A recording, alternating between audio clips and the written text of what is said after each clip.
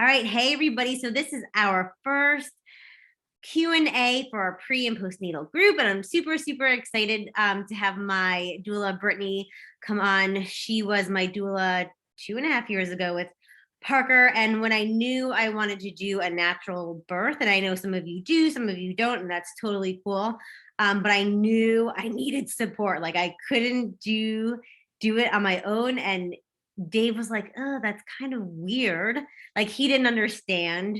But afterwards, he's like, thank God you got Brittany. She's the best. And as soon as I found out I was pregnant, this time, like literally the next day, I was like, Brittany, I need you again. So I'm super excited to have her on the call tonight because she's just so knowledgeable about all like things pregnancy and doula, but what I really love about her too is she's so educated on the pelvis and just like she has like this niche about that.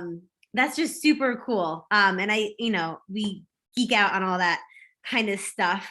So Brittany, if you just want to maybe just share a little bit about you and how like you got into this, and then I can go down the list of questions. Yeah, awesome. Awesome. Thank you for having me. I also want to say that I love that you literally emailed me right after you found out you were pregnant. I think that was so awesome. I was just about to give birth at that point too, I think. And I told you either I had just given birth or I was about to, and you were like, it's fine. It's fine. You don't have to get back to me. I just wanted to let you know so that we could snag you. I'm like, save my spot. Like March is mine. Oh my gosh. Well, I'm so honored. And that is like literally the biggest honor is to not only be invited into someone's birth the first time, but to be invited back into someone's birth in subsequent births. That's really awesome. So thank you. And thank you for having me tonight. I love talking about birth. The pelvis is my niche. So I love talking about the pelvis too.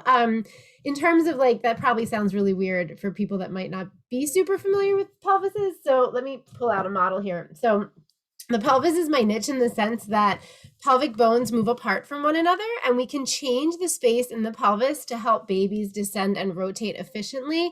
And we call that pelvic biomechanics. And it's something that most providers they're not knowledgeable about at all. Most providers don't have any training in the way the bones of the pelvis move and how to utilize that movement for efficiency in labor and birth. So part of what I do is trainings for providers on pelvic biomechanics. And I love it. I love talking about the pelvis. I feel like it's a mystery to so many people, but it's a really important part of understanding the birth process. But I also teach childbirth education classes to expecting parents. I do lactation support, and I'm a birth doula as well. So I kind of, half of what I do is working with expecting parents, and then half of what I do is working with other birth professionals too. I am based out of the Philadelphia area. I live in South Jersey in Cherry Hill. But my in-person classes that I teach are all in Philly, and then I do a lot of virtual stuff too. My business name is Blossoming Bellies Holistic Birth Services. And I've been doing this work for 15 years. Hard to believe that it's been that long, but it's really amazing to see how the birth culture has shifted, how much more awareness there is for people about what their options are, and how much the process of informed consent and the discussions around informed consent have come to the surface recently. And then also, I think there's just such an increase in birth support, especially in this general area. There are so many birth doulas. There are so many wonderful lactation support resources. We have a really amazing home birth midwifery community. We have several birth centers available in the area. So it's really cool. And it's been really cool over the past 15 years or so to see how things have shifted and evolved. So I love talking about birth. By no means do I know everything about birth. You can never know everything about birth, but hopefully the questions that you guys have and the questions, maybe even if people ask them live, hopefully I'll have all the good answers for you. And if not, I can always do a little digging and I'm happy to get back to you. I can send information to Rose and she can pass it on to you guys. So yeah, I think that's it about me. Yeah. So I see Amanda is on, and she will be a first-time mom. And I know she had a bunch of questions. Amanda, do you mind just you asking them? Because I think it might just come out clearer than if I did. Yeah. Oh, hello. Sorry. Awesome. a man. I have COVID. Oh, oh no, I'm sorry. Oh, geez. Do Okay. you look great? You look good? Thanks. I'm feeling better. Good, Uh, good, good. So I've had a lot of nausea, food aversions, all that good stuff. Mm. And I'll be 19 weeks and it's still happening. And I just didn't know if you had any advice on eating or how to like avoid the nausea or get it to like go away. Yeah, yeah. Are you actually vomiting or just feeling really queasy all day? There was a point in time where I was vomiting like every day. Oh my Now God. it's like twice a week. Okay. Have you talked with your provider about that? Yeah, and they gave me a prescription that doesn't work, so I'm not taking it. Okay. Yeah. So you're looking for something a little more on the kind of more natural side. Yeah. Are you doing anything else? Like, are you like people sometimes will have like peppermint candies that they suck on and that helps. Are you doing things like that? Yeah, peppermint, ginger, Okay. essential oils, like anything I could try, I've been like trying to do. Yeah, yeah. So peppermint, peppermint hard candies, ginger hard candies, those are really great. Peppermint tea, ginger tea is really good. But one thing that can be really helpful that sometimes people feel like, oh, this is not a good way to go because it sounds like it makes you kind of it's not it's not where you want to be, but eating more frequently. I think sometimes people, because you have food aversions, you're like, oh, I don't want anything. But if you aim to eat every 2 hours and eat something every time you eat that has protein in it, sometimes that can actually help with nausea. Is that something that you've possibly tried? I've tried like eating more frequently, but mainly it's carbs because that's what would stay Yeah, down. Yeah. yeah. So So yeah, a lot of times when people are feeling really nauseous, it's like white pasta that they gravitate towards, or like mac and cheese or things like that. If you're able to incorporate some protein every time you eat, like even a spoonful of peanut butter, or if cheese is something that agrees with you, or um, if you eat meat, like a little piece of portion of like chicken breast or a meatball or something like that. I know that sounds crazy, but incorporating protein can help long term to decrease those feelings of nausea. But it would have to be fairly frequent eating and like very small meals. You don't want to eat too much, just like a small amount every 2 hours or so. That might help. And then intermittently also doing like the ginger or the peppermint candy or peppermint ginger tea. Another thing though is to have I don't know if this is something you'd be okay with either, but like having blood work done to see if there are any like specific vitamin deficiencies that might be causing nausea. Sometimes if people are low on vitamin B12, it can cause some nausea. Now it's because you've already had several weeks of that, your numbers may be all off anyway. yeah. But do you have any did you ever have any blood work done prior to pregnancy that may have shown anything like that? No, just like routine stuff. Okay. Are you taking a prenatal vitamin? Yeah. Is it what kind of prenatal vitamin are you taking? I've tried a couple. Okay. Yeah. I just like the nature made like and then some gummies like Smarty Pants or something like that. Okay. Are you able to keep them down? Yeah. Yeah, I Okay. can down. I just didn't know if switching them up would have helped my situation, so I did try to switch. Yeah. And do they leave you they do you feel nauseous after you take them? The gummy ones more. Yeah, I guess maybe that's the sugar. Yeah. There's a brand called Metagenics that makes a really great prenatal vitamin. It's like actually a bunch of different things that you take. They're really easily absorbed. And a lot of people who have issues with nausea don't have trouble taking those, but they're very expensive. You Yeah. can get them, I think you can get them on Amazon, but they're pretty expensive. Another thing you could try too is Floridix. Have you ever heard of Floridix? Mm-mm. It's No. it's I can put it in the chat. It's Floradix, and they have different formulas. They have like an iron one, and then they also have a calcium one. Possibly like I can do a little digging too and find out if they have one specific with B vitamins, but that might be a good supplement to take to kind of help with that nausea too. I'm just jotting this down so I can email this to Rose. Thank you. Yeah, sure. And then what else was I gonna say? Oh, It was about you had mentioned sugar in the gummies. I don't know, maybe it'll come back to me. But the protein might help with that too. Like we eat carbs because it feels like that's all we can keep down, but then sometimes that can wind up making things worse long term. So I would say, yeah, try it maybe like not necessarily switching prenatal vitamins, but try incorporating different different types of vitamins, and also increase the protein intake so you're eating something with protein every 2 hours or so. Oh, I remember what I was going to say also. Are you doing any sort of electrolyte drinks like coconut water or like a labor aid sort of thing, anything like that? No. That would probably be really helpful for balancing electrolytes, which could definitely contribute to feelings of nausea. Coconut water is awesome. Are you familiar with coconut water? I actually have not drank it before. Some people like it, some people don't. It's hit or miss. I feel like you either really like it or you really don't like it. I feel like there's not a whole lot of in between. But the balance of electrolytes in coconut water is really similar to what is like a good balance in our bloodstream. So that might be something good to just sip on throughout the day.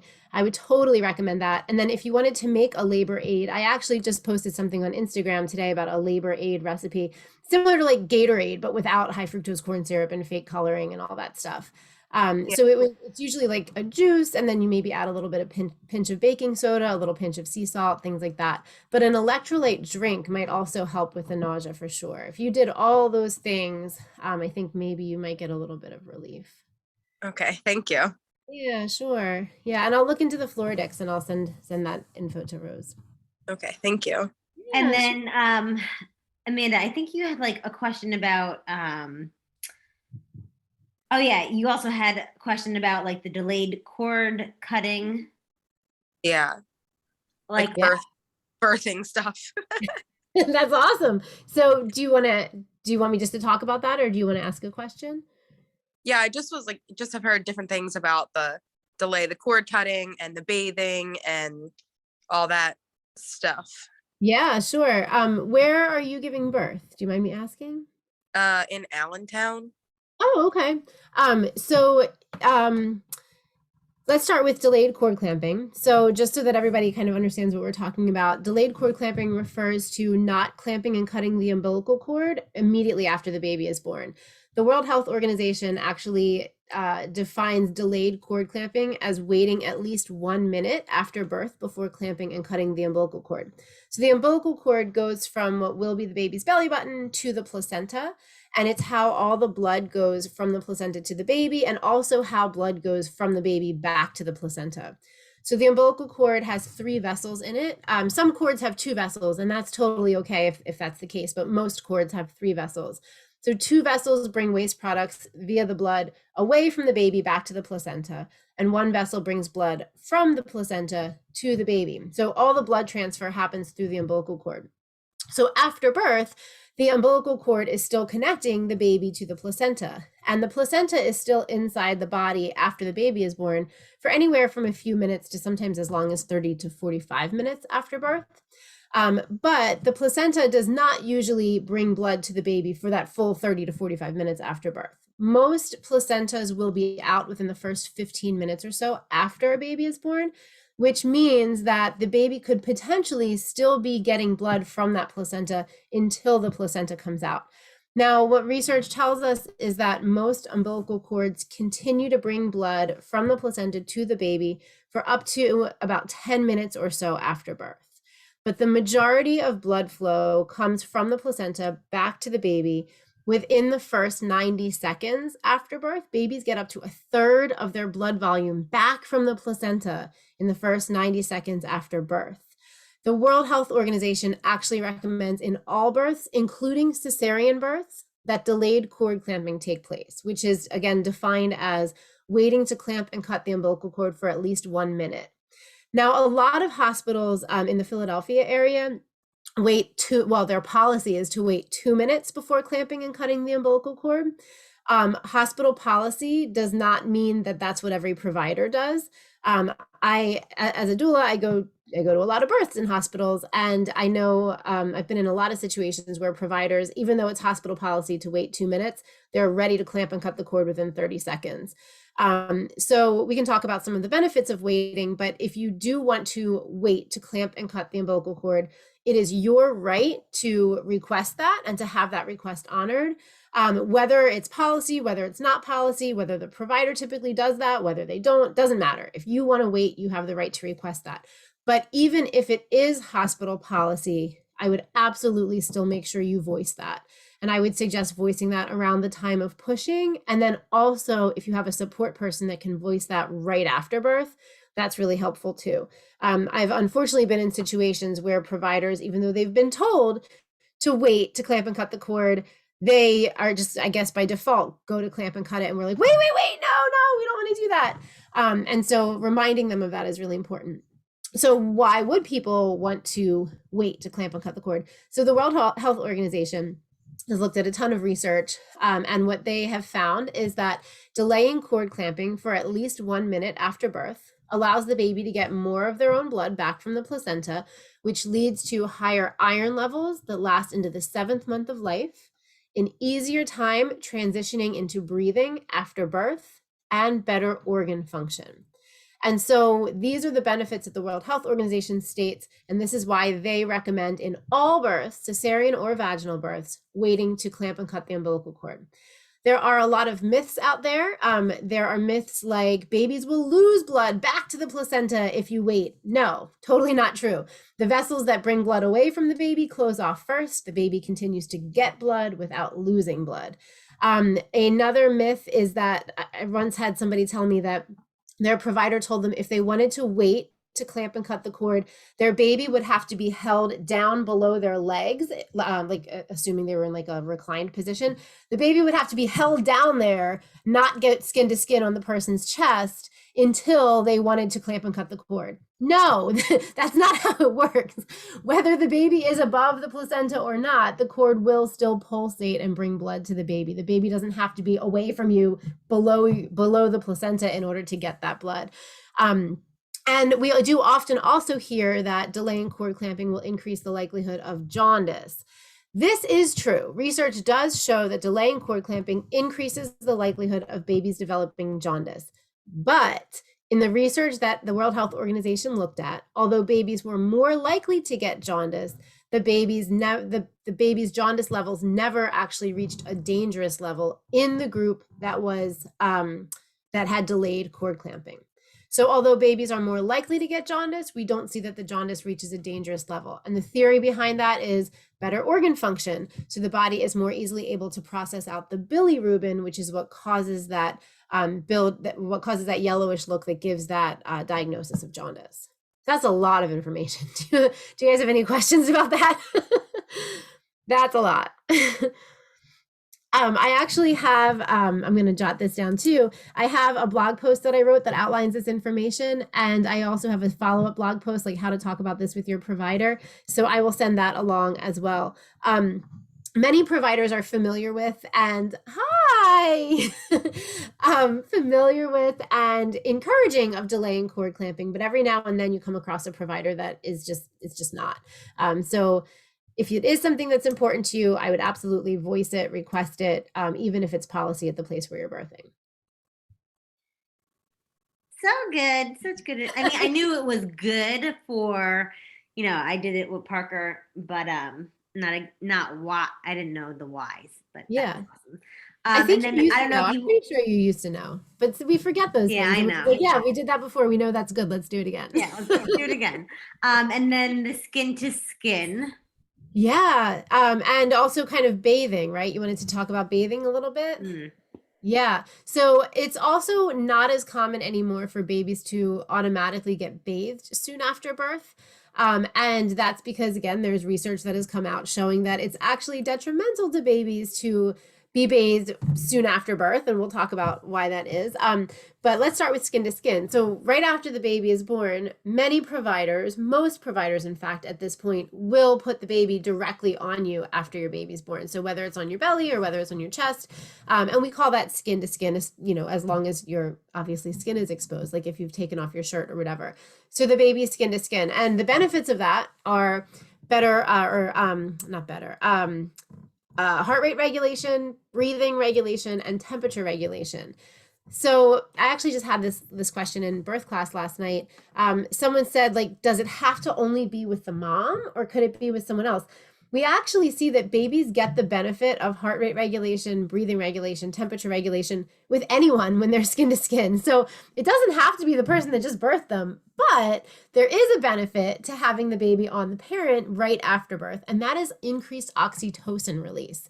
So oxytocin is the hormone that causes labor contractions. And after you've birthed your baby, you still have to birth the placenta, like we talked about. So having the baby skin to skin on you after birth increases your body's release of oxytocin, which is the hormone that causes the uterus to contract and then push out the placenta. So although the baby can get benefits of skin to skin with anyone, the mom gets benefits of skin to skin with that increased oxytocin release after birth. It is, again, standard in many birthing places at this point to put the baby skin to skin right after birth for that first hour. You can have more skin to skin time than that with the baby. You could ask the baby to be taken away from you sooner than an hour. It's totally your decision. It's not often framed as if it's your decision. It's usually like, well, we do skin to skin for an hour and then we take the baby and we do X, Y, Z. That is your baby. You can have your baby on you for as long or as little as you want. You're the one that makes that decision. And we see those benefits of skin to skin contact happen not only in that first hour after birth, but a week down the road, 2 weeks down the road, that helps. So skin to skin is really awesome, really, for forever. Another thing that's great too with skin to skin is that even again in like the more extended postpartum, 2 weeks in, 4 weeks in, 6 weeks in, we see with research that when people are having issues with nursing, having the baby skin to skin more often can help improve the nursing situation. So if you're having issues with latching or pain or positioning, or babies that are really sleepy, uninterested in eating, spending more time skin to skin can actually help improve the lactation experience. So lots of great benefits to that. In terms of bathing, it used to be standard for babies to be bathed very soon after birth, so usually within about an hour or so after birth. But more recent research has found out that when we bathe babies right after birth, first of all, it causes their temperature to drop. Babies are really kind of bad at regulating their temperature for the first few days after birth. And so they get bathed and then their temperature goes down. And in a hospital, what happens when the baby's temperature goes down is that the baby goes into a little plastic bassinet and lays under a warming light. So when babies were getting bathed routinely, they would then have to spend an additional 1 to 3 hours, sometimes, not all the time, but often, in the nursery just to get their temperature back up. But of course, we know that skin to skin contact is a great way to regulate temperature. But if the baby's being bathed in the nursery in a totally different area, then they're not going to bring the baby back to the parent for that skin to skin.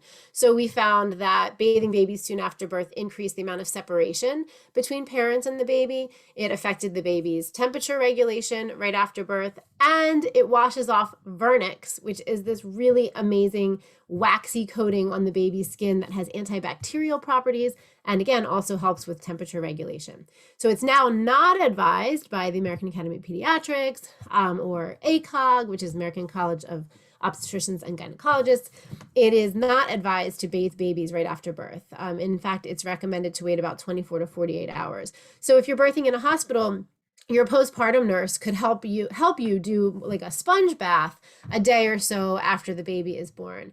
But bathing the baby within an hour or two after birth is no longer what's recommended. So again, if that is what's happening in the places where you're birthing, you have every right to say, nope, I don't want my baby bathed. And you can always take a warm washcloth. If your baby is particularly like bloody or mucusy, you can take a warm washcloth and just gently wipe that off the baby without actually having to submerge them in water. Does that help? Does that clarify some stuff? Cool. Any questions about that? It's again like a lot of information for the end of the day. No? All right, cool. No, all good info. All right, I see Jen. Jen, did you have any questions?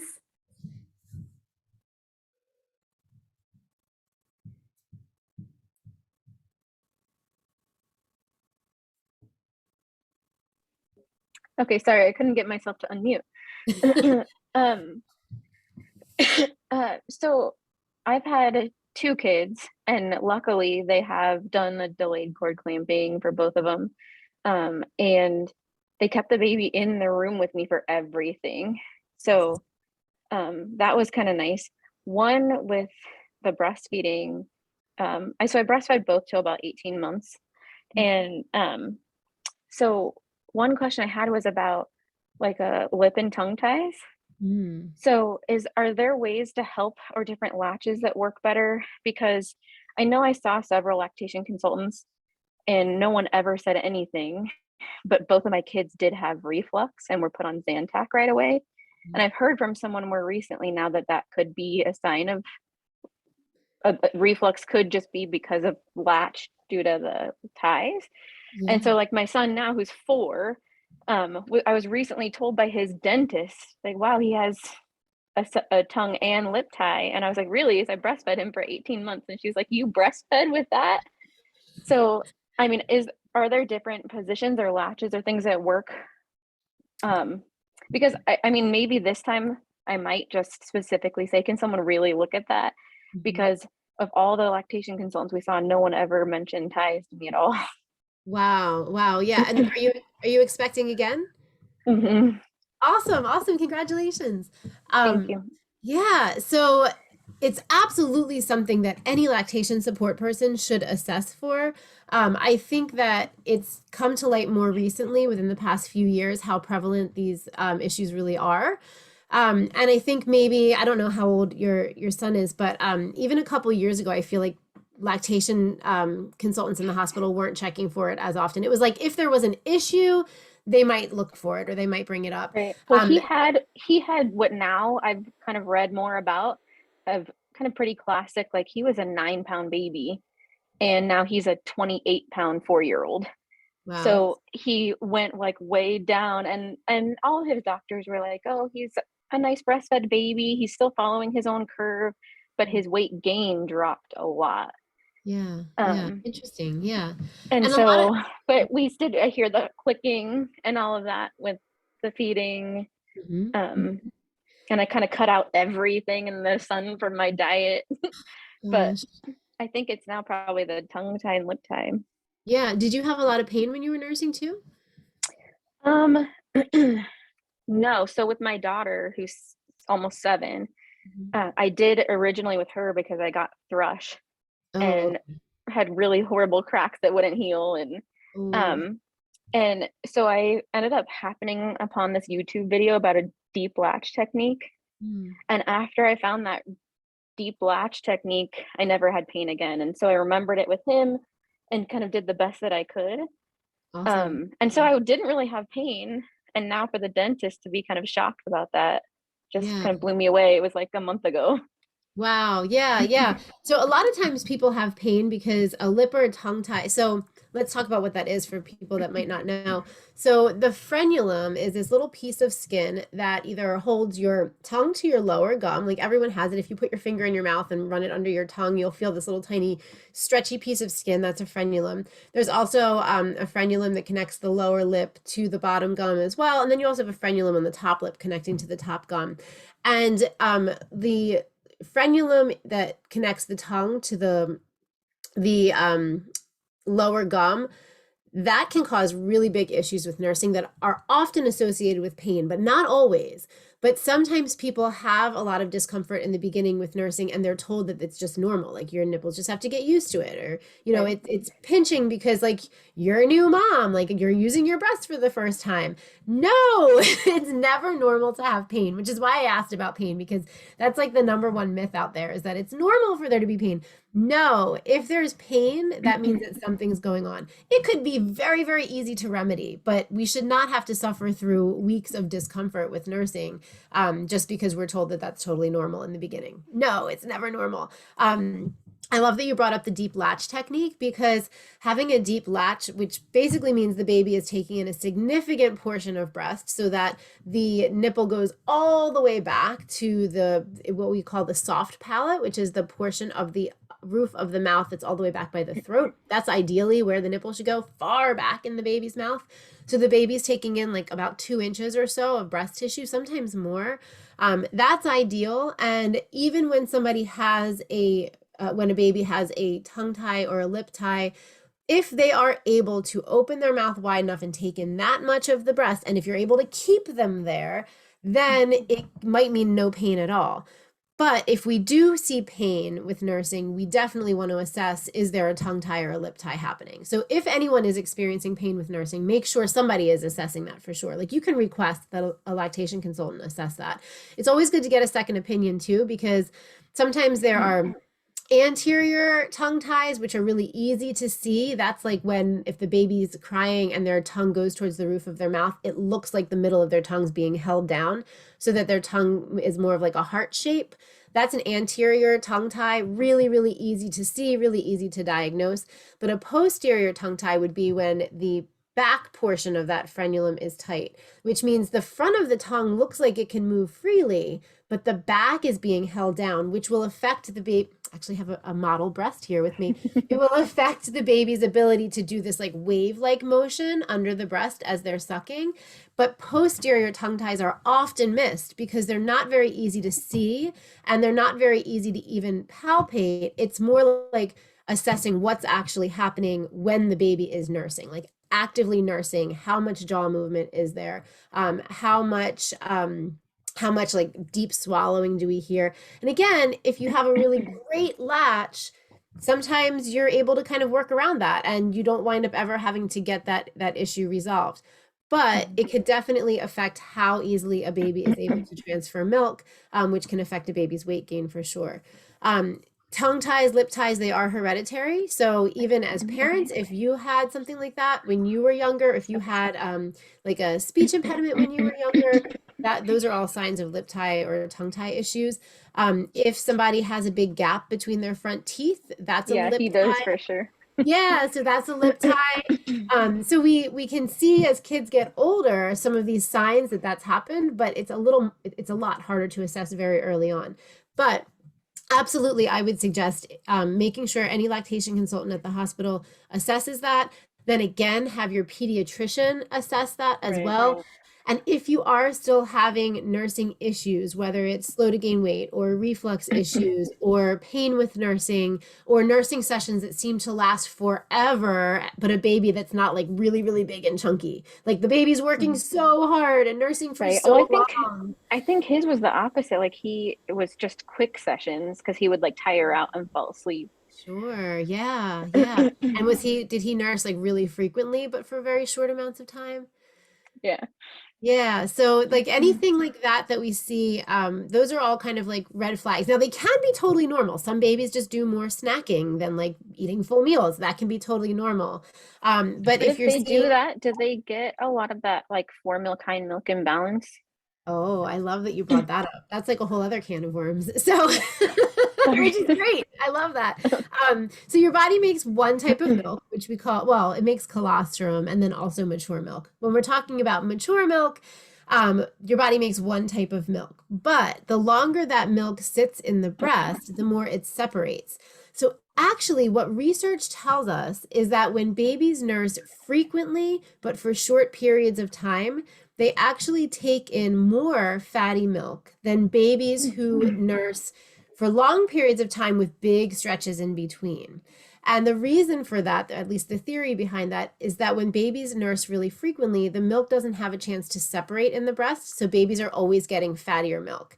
Whereas when babies nurse less frequently, so let's say we have a baby that nurses once every 3 hours, the milk separates in the breast. The first 2 letdowns, which is when the floodgates open and the milk flows out, those first 2 letdowns are mostly the watery foremilk, and then the baby finally gets to that richer hind milk down the road.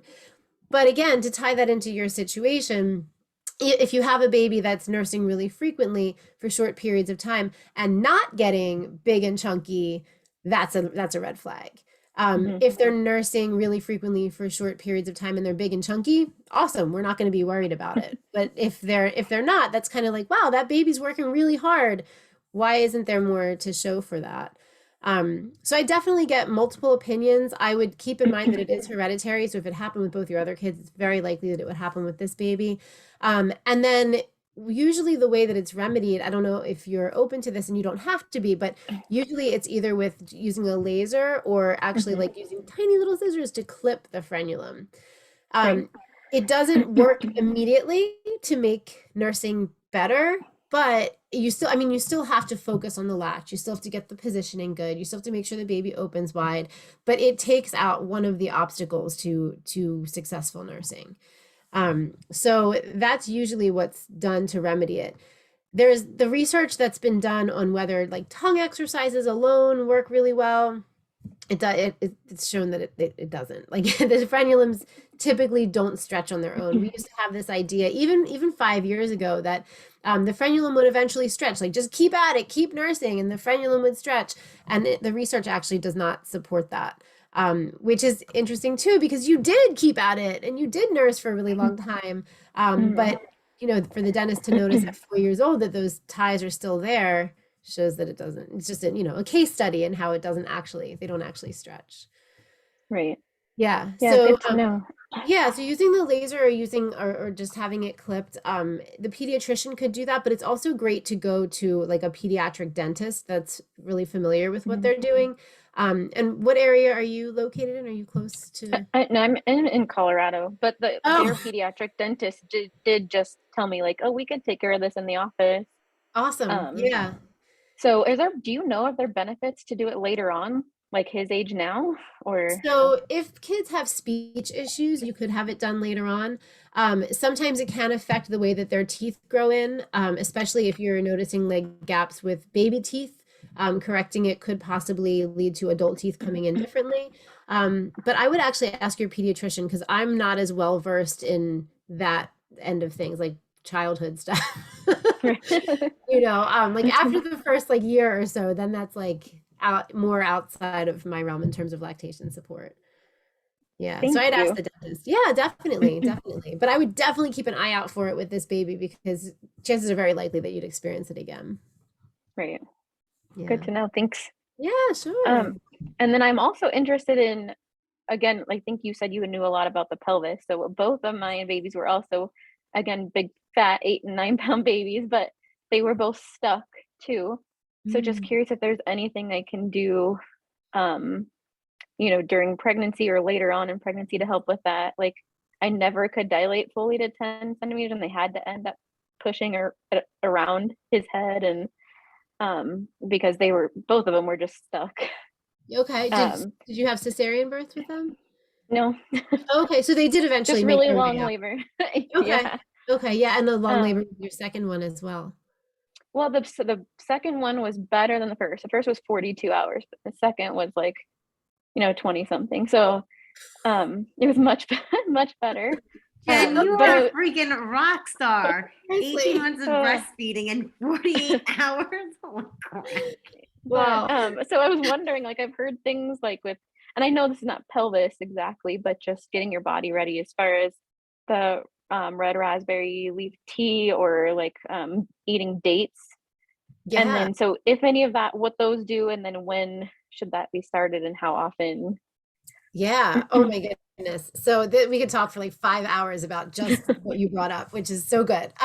So red raspberry leaf tea from a kind of a wise woman standpoint, like midwives throughout for centuries have recommended red raspberry leaf tea as a uterine toner to potentially encourage the uterus to work more efficiently.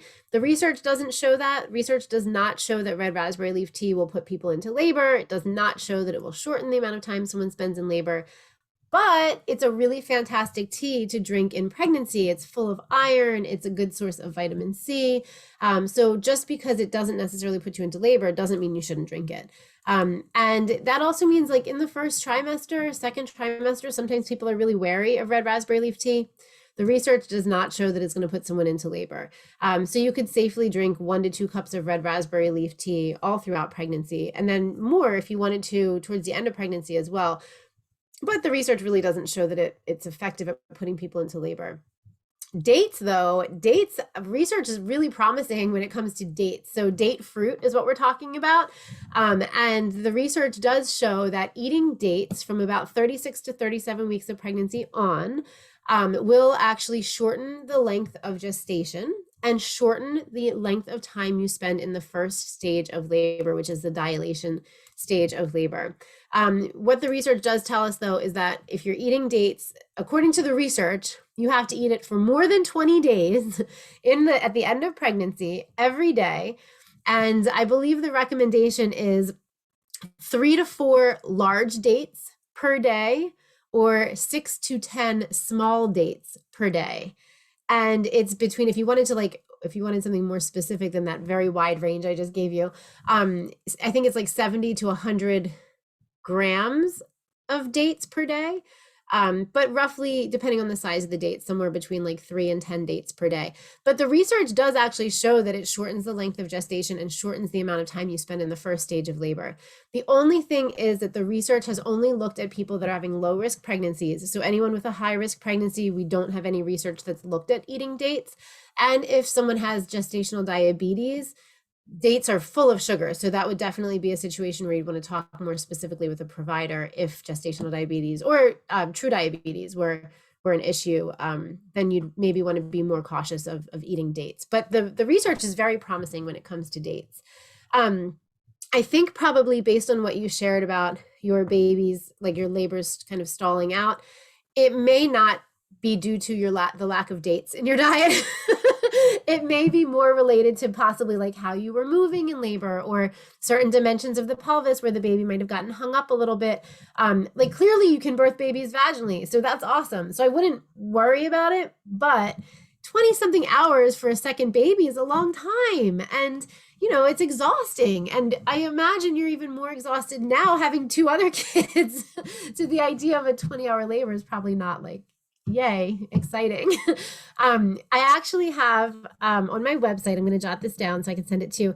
I have a whole bunch of webinars, but I have one recorded webinar called Functional Body Awareness for Labor Preparation. And it's all about alignment and balance and positioning in pregnancy to help give your baby lots of room to find the best position for moving through your pelvis. So depending on what your own pelvic dimensions are, which you don't know, nobody knows that. Nobody can tell you that. Your provider cannot do an internal exam and tell you the dimensions of your pelvis. I mean, they could, but it's not going to be accurate. But anyway, the idea is that you, through alignment and balancing your body, you help your baby find the best position for navigating through the space available to them. And then throughout labor, I would absolutely suggest every 5 contractions, trying a new position, making sure that you're not, even with an epidural, even if you plan to get an epidural, no matter what your plan is with pain medication, every 5 contractions trying something different. I do teach a full 2-hour class on understanding the different planes or levels of the pelvis and how to create space in each of those planes. If you are interested in like diving into that a bit more deeply, but at the very least, movement really frequently all throughout labor is going to be really helpful at shifting those bones, which is going to help encourage the baby to continue moving down.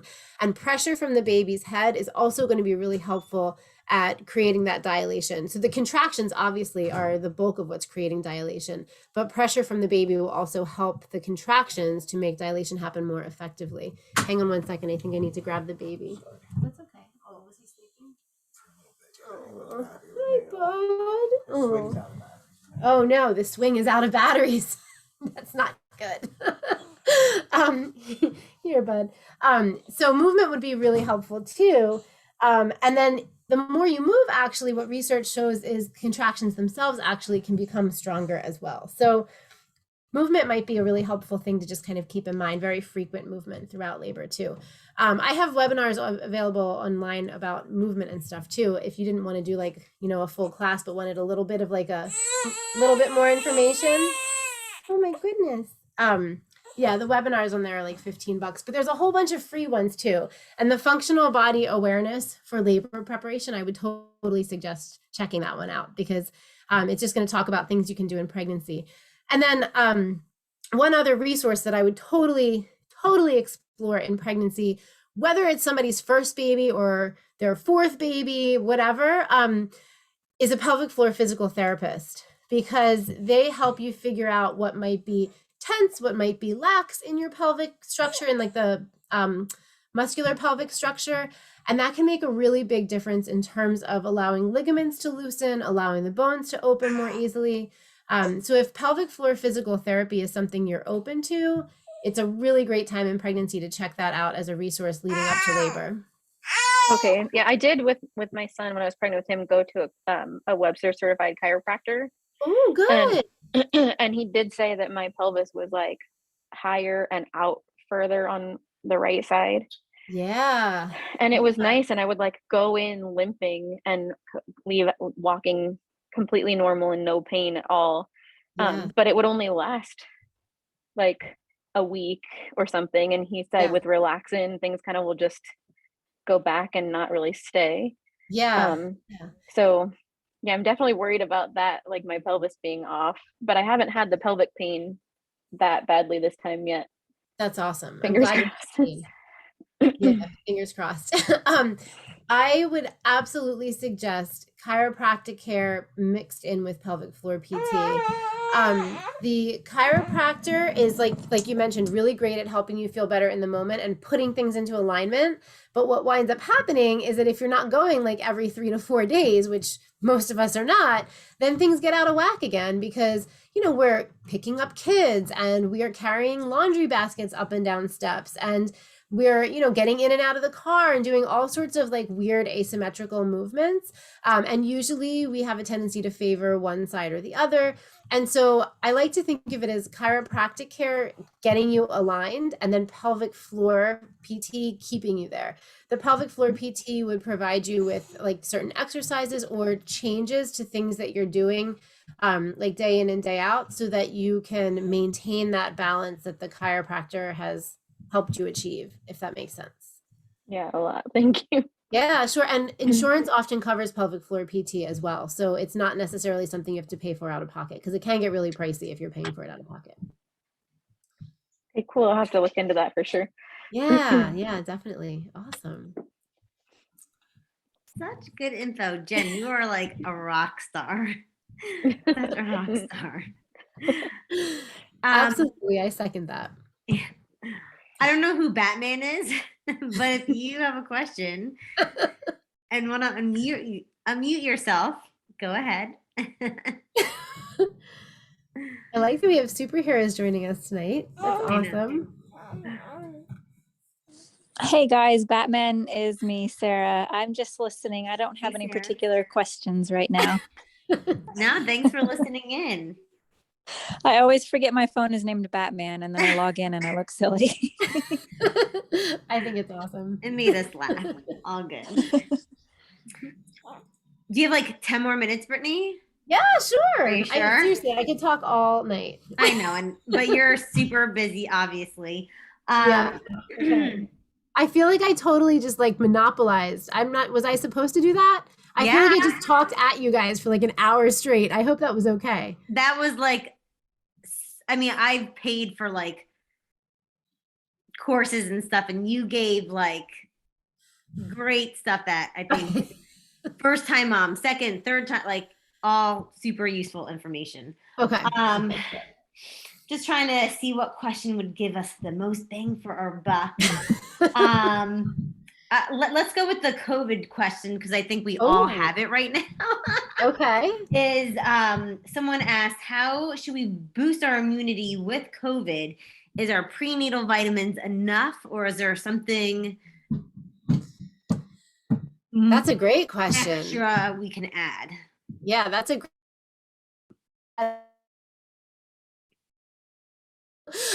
but I just based on things as well as too. So what we believe with COVID is that vitamin D, adequate vitamin D levels and high levels of vitamin C are both really helpful at either preventing or decreasing severity of COVID. So I would absolutely make sure that you are taking a vitamin D supplement, especially in the winter months. If you're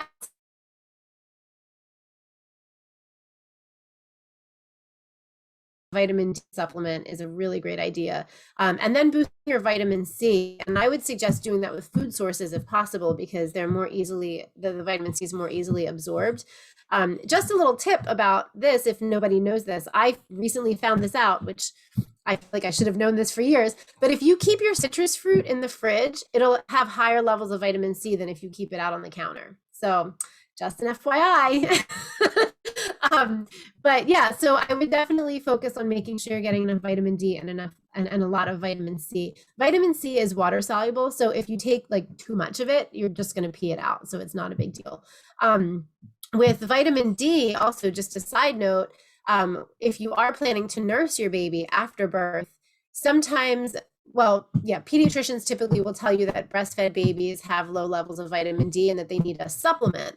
But if you give your baby a vitamin D supplement, usually there's more than just vitamin D in that supplement. And also the vitamin D is going through their digestive tract, which is not how the body naturally creates vitamin D. And so what winds up happening is you disrupt the flora and fauna in your baby's gut.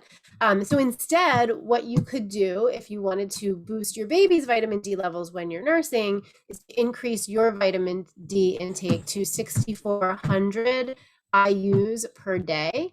And that would be enough. Research tells us at least that would be enough for your baby to get their required vitamin D per day. So 6,400 IUs taken orally by you would, if you're nursing, not necessarily in pregnancy, but if you're nursing, would be enough to get your baby the vitamin D that they need. I don't know. I know 400 IUs is considered the minimum that you should take in pregnancy of vitamin D, but I don't know what the like safest, highest level would be. 400 IUs is typically what's recommended though. But you have to go a little higher than that, but I'm not sure what that number is off the top of my head. Another thing that I would suggest with just COVID in general is making sure you're moving your body. And I know, I'm sure all of you here are doing that. But like cardiovascular health is definitely linked to, again, decreased severity of COVID symptoms, as well as preventing potentially even getting COVID in the first place. So making sure that you're staying active, even if that just includes like walking, that's totally fine. Like you do what you can, but just make sure that you're moving your body in some way every day. I think that that's really important. And then general well-being things, like making sure you're staying really well hydrated. So drinking a minimum of half your body weight in ounces of fluid per day. So for someone who's 200 pounds, it'd be 100 ounces of fluid per day. Anything caffeinated, make sure you're drinking an extra glass of water for that. Staying away from things like alcohol in pregnancy. Alcohol with breastfeeding is okay, but with pregnancy, it's different. It doesn't, your baby pretty much gets alcohol directly. So we don't want to be drinking alcohol in pregnancy. And then making sure that like you're eating a diet that's really rich in micronutrients. So a lot of things like dark leafy greens in your diet, all different colored vegetables and fruits in your diet, making sure that you're getting a wide variety of vitamins and minerals, because, that's going to be more easily absorbed if you are eating your vitamins and minerals than if you're just solely relying on a prenatal vitamin. I know that's more like general stuff. But I think that it's really helpful just to keep those really simple things in mind when it comes to COVID also. There's also a really good resource, Evidence-Based Birth, which I'm not sure if anyone's familiar with that, but it's a good resource. And they have a lot of information on the research on COVID specifically relating to pregnancy, which unfortunately, there's not a whole lot of research on things other than like vaccination in pregnancy.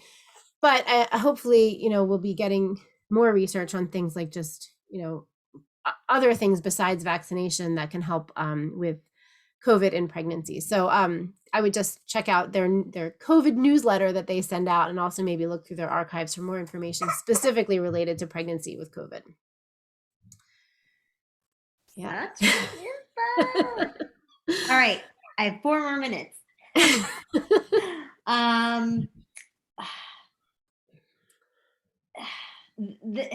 This question might take a while, but feel free to slice it in half if you need to.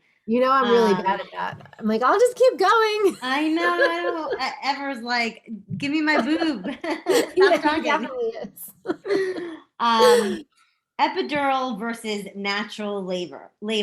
What's the difference with recovery time? What is it? Pain scale, ripping? Do you have a faster or slower labor? Okay. I know that's loaded. That's a lot. That's a whole lot of stuff.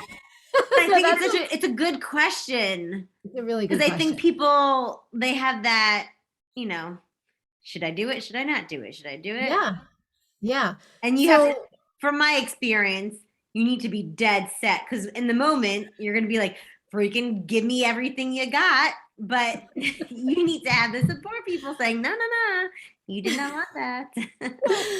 Yeah, it's funny. We say that like the vast majority of people at some point in their labor, if someone offered them an epidural, they would take it. You know, like no matter how set you are on it, no matter how much knowledge you have about birth, there is almost always one point in your labor where if someone was like, hey, you want that epidural? You'd be like, yes, give it to me now. So you're right. You do have to have like a really strong mindset going into it. But also, I think it's really important to remember, like, yes, in addition to having that really strong mindset, like remembering that you get a break between those contractions. So enjoy that break. Don't let that break just like go by and you're feeling stressed and, you know, in waiting for that next contraction. Really focusing on enjoying the break that you get in between makes such a big difference in how prepared you feel to manage that next contraction. So going into it with a really strong mindset of like, yes, I can absolutely do this. And then also recognizing that part of what's going to get you through is really enjoying the rest when you get it. Labor is so much a mind game. I mean, physically, your body can give birth. Absolutely. No question. Your body can give birth.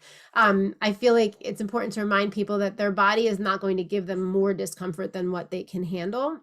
But our brains, our big thinking brains, get in the way, and we overanalyze and we think about things like how long we're going to be in labor. And if it hurts this much now, I can't imagine how much it's going to hurt an hour from now. And we like psych ourselves out about it.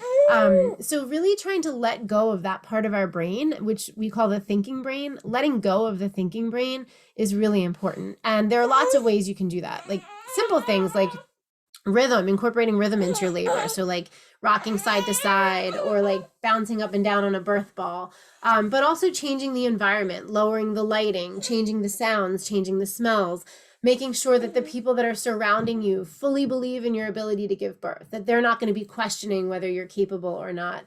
Those are just a few ways that we can like trick our thinking brains into relaxing and letting go, which can then allow our primal brains to take over, which are, you know, the part of the brain that we share with all other mammals who give birth without any concern. So yeah, perspective is huge. And in terms of like epidural versus unmedicated birth, epidurals can be really, really amazing, especially if somebody is experiencing an extremely long labor where they're super exhausted, or people who've had a history, I'm sorry for the loud baby, a history of like trauma where maybe the sensations of labor are kind of triggering. But when we just kind of blindly go into labor thinking, I'm definitely going to need an epidural because everyone around me has told me I would, then it's kind of like, well, we need to weigh out risk versus benefit. And there is absolutely benefit to getting an epidural sometimes, but there are always risks to getting the epidural. And we have to keep that in mind. And so, my goodness, a couple of the topics that you brought up are important to point out. So in terms of length of labor, we do see that epidurals slow labor down, so they can increase the amount of time someone spends in labor. We do see that epidurals increase the likelihood of, you use the word ripping or tearing, which is typically referring to tearing of the perineum, which is the area between the vaginal opening and the anal sphincter. Epidurals do increase the likelihood of that. And one of the reasons why that is because when you get an epidural, it affects your body's release of hormones, including relaxin, which is what softens everything. So relaxin softens up the perineum and makes it really super like stretchy and elastic. But if your relaxin level has decreased, then you don't get as much stretchiness in the perineum. So we're more likely to tear. But also epidurals, well, let me reframe that.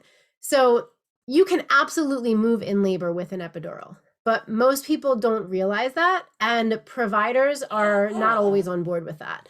It's a liability for them if you have an epidural and are moving around a lot. You would have to stay in the bed, but you absolutely can change position. And so what winds up happening a lot when we have people that don't know that they can move, or providers that are not supportive of movement, is that people wind up giving birth with an epidural lying on their back. And that position increases the likelihood of tearing.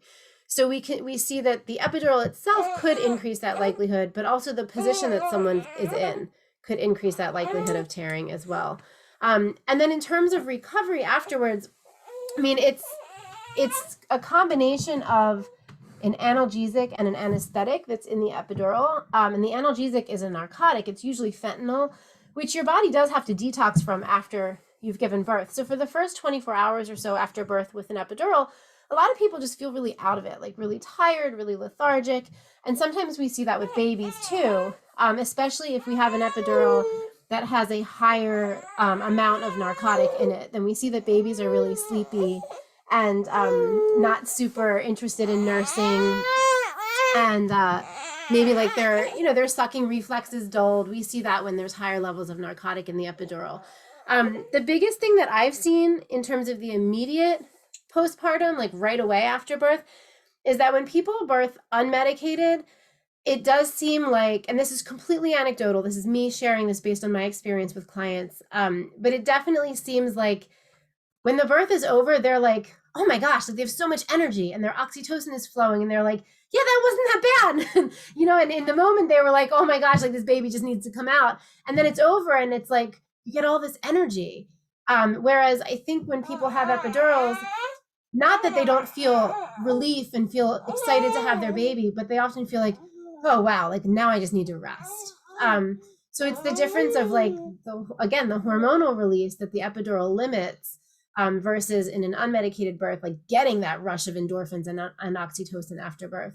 But I also want to emphasize that there's not a right or wrong way to give birth. So there's nothing wrong with getting an epidural.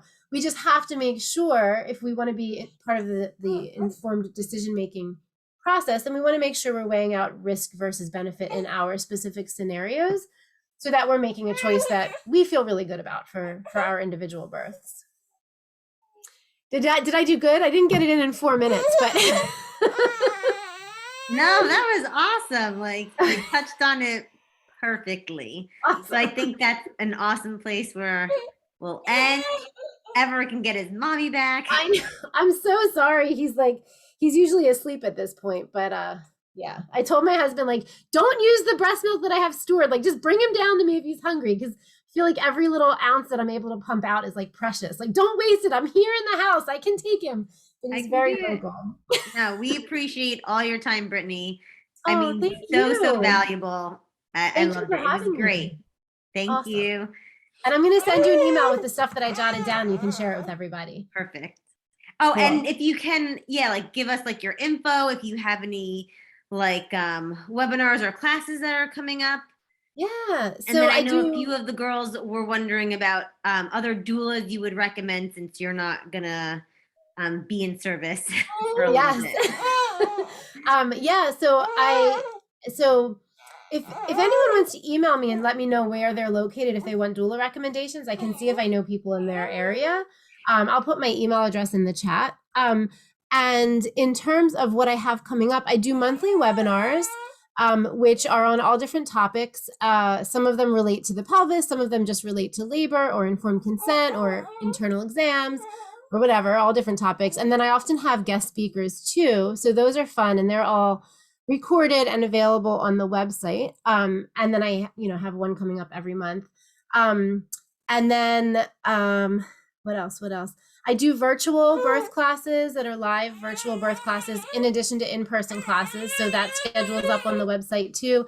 And then I post a whole lot of stuff to Instagram. So you can find me on Instagram at Blossoming Bellies Birth.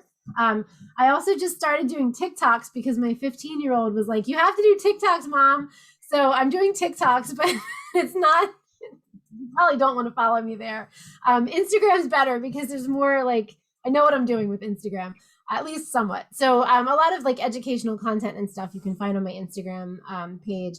And then I'm on Facebook too. I like to post articles and research on Facebook, but I don't do that as often. Instagram is where I post most stuff. But it's like, I try to post a lot of stuff that's like really good info for people that if they're not taking a class or if they're, not necessarily like, talking with someone about birth, that they can still get a lot of really good usable stuff. So Instagram's probably the best place to find me. And that's Even I'll scroll through your Instagram. I'm like, man, this stuff it's short, but you get good snippets of info. So definitely Yeah. follow her for sure. Oh, thank you. Welcome. All right, Awesome. everybody. Thanks so much. Have a great night, and I'll post the recording. Thank you. Thank you for having me. Good luck, Take everybody. care.